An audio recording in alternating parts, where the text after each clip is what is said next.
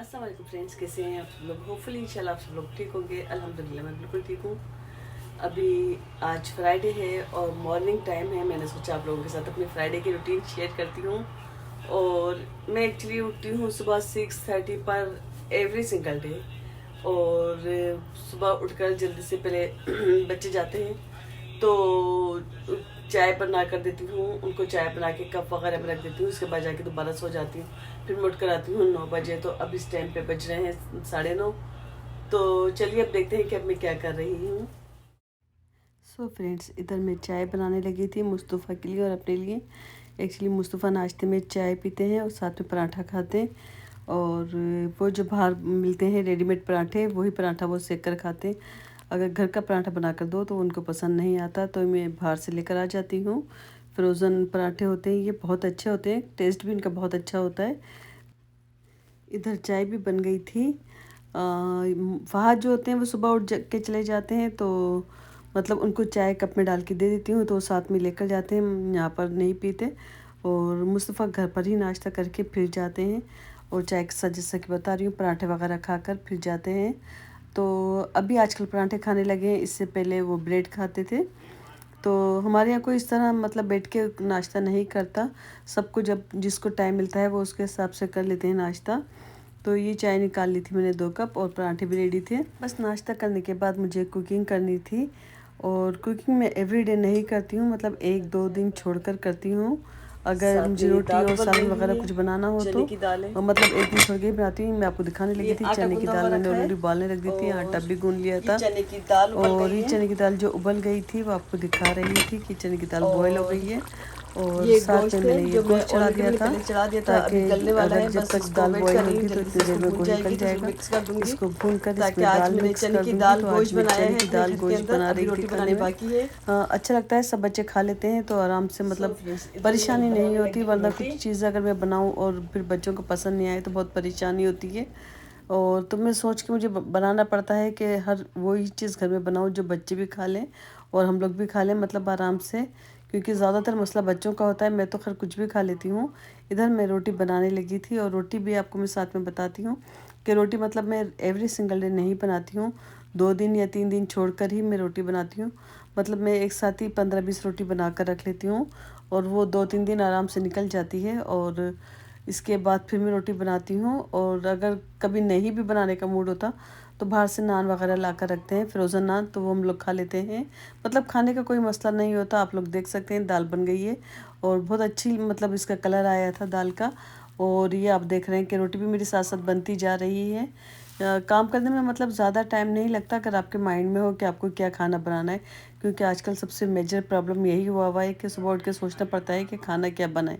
क्योंकि वही बात आ जाती है कि खाना बच्चों के लिए और अपने लिए, सबके लिए सोचना पड़ता है कि बच्चे शौक से खा लें आराम से, वरना बच्चे नहीं खाते। फिर बच्चे बाहर से कुछ ना कुछ लेकर आते हैं। इधर मैं दाल में बघार देने लगी थी ऊपर से अदरक। यहाँ पर प्याज का बघार दिया है मैंने दाल के अंदर, खाना खाते वक्त और साथ दाल के साथ मुंह में आती है तो बहुत टेस्टी लगती है और अच्छा फ्लेवर आता है।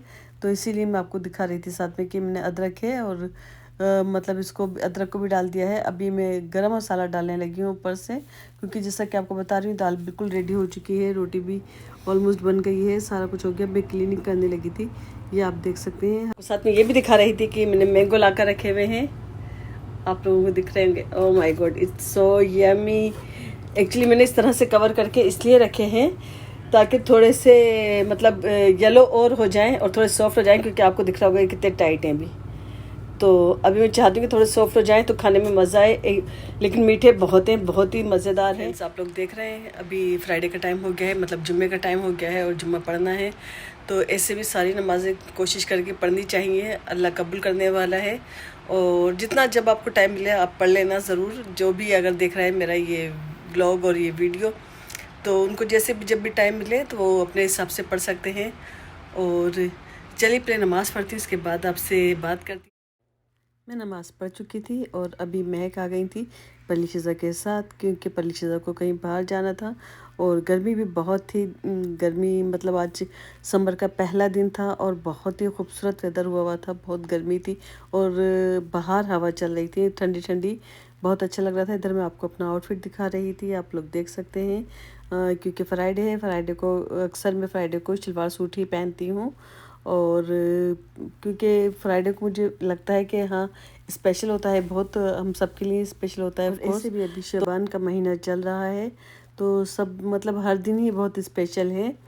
तो आप लोग बताइए फ्रेंड्स, आप लोग क्या करते हैं फ्राइडे को और एवरीडे, मतलब सारे दिनों में। शीज़ा खेल रही हैं, ये पल्ली के टॉयज़ है और पल्ली की एक्चुअली कार है। ये पल्ली के लिए ऑर्डर की थी क्योंकि पल्ली से बाईसाइकिल के लिए उनके स्टेप से मतलब छोटे रहते हैं आई गेस, या बड़े रहते हैं, तो उनसे वो चलती नहीं है सही से, मुश्किल होती है। तो पल्ली के लिए कार ऑर्डर की थी और ये बहुत अच्छी है। पल्ली बहुत अच्छे से इसको चला रही हैं और मैं उनको बोल रही थी कि पल्ली की जल्दी से भी गाड़ी बनवा लेते हैं ताकि देखते हैं कि किस तरह की बनती है और किस तरह की दिखती है।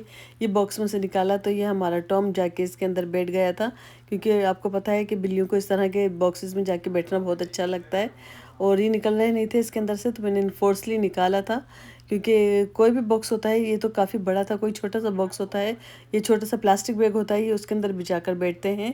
ये इस तरह की चीज़ों से ही खेलते हैं। आपने देखा है कि ये मुस्तफ़ा ने बनाई है गाड़ी और काफ़ी अच्छे से मतलब जल्दी बन गई थी। कोई इसके अंदर ऐसा नहीं था कि कुछ ख़ास इसके अंदर कुछ करना पड़ता।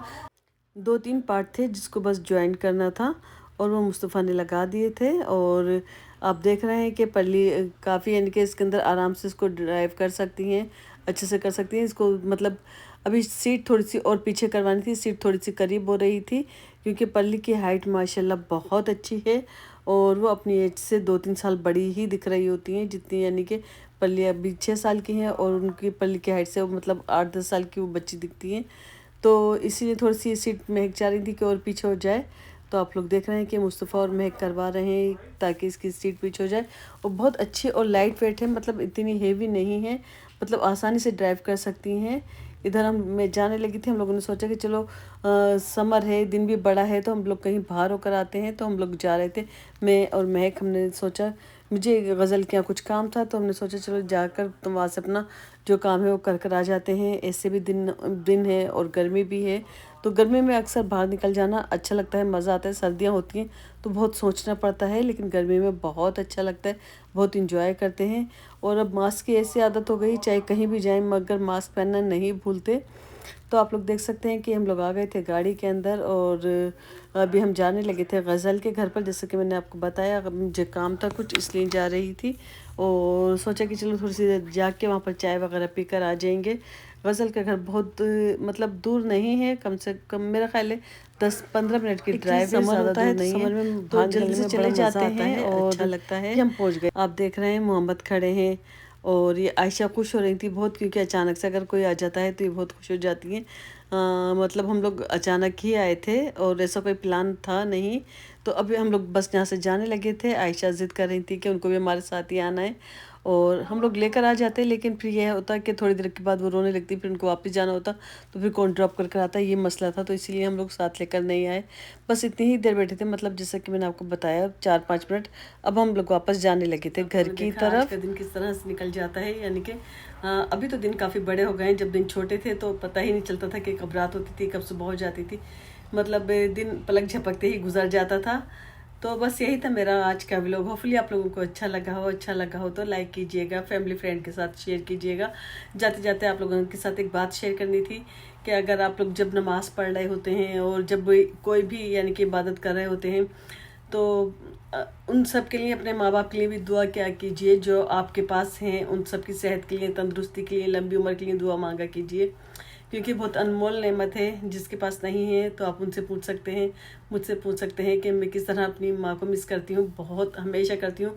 क्योंकि हमारे डैडी जब हम बहुत छोटे थे, जब गुजर गए थे, तो हमको डैडी का इतना मतलब हमने देखा नहीं, लेकिन अपनी अम्मी को देखा है, तो हमेशा मुझे बहुत याद आती हैं। तो हमेशा उनको मिस कर रही होती हूँ। तो तब भी आप नमाज़ पढ़ें, तो अगर आप जब नमाज़ पढ़ रहे होते हैं तो 2 रकात नमाज उनके नाम की पढ़ लिया करें, नफिल यानी कि, तो वो उनको उसका सवाब मिल जाता है। तो यही बस एक छोटी सी बात थी, मैंने सोचा चलो आप लोगों के साथ शेयर करती हूँ। मेरा दिल चाह रहा था कि अगर जिनके माँ बाप नहीं है तो आप उनके लिए भी कर सकते हैं इबादत, सारी दुआएं उनके लिए भी मांग सकते हैं। तो बहुत उनका भी आपको तो मिलेगा, उन लोगों को बहुत ज़्यादा इस चीज़ का अजर मिलेगा। क्योंकि अगर जो भी अपने वालिद से प्यार करता होगा, मुझे लगता है ये ज़रूर करेंगे सब। तो इंशाल्लाह बस यही था मेरा आज का लोग। होपफुली आप लोगों को अच्छा लगा हो तो लाइक कीजिएगा, फैमिली फ्रेंड के साथ शेयर कीजिएगा, सब्सक्राइब करना नहीं भूलिएगा मेरे चैनल को। इंशाल्लाह फिर मिलूंगी आपसे नेक्स्ट व्लॉग में। आज के लिए इतना ही। अल्लाह हाफिज़।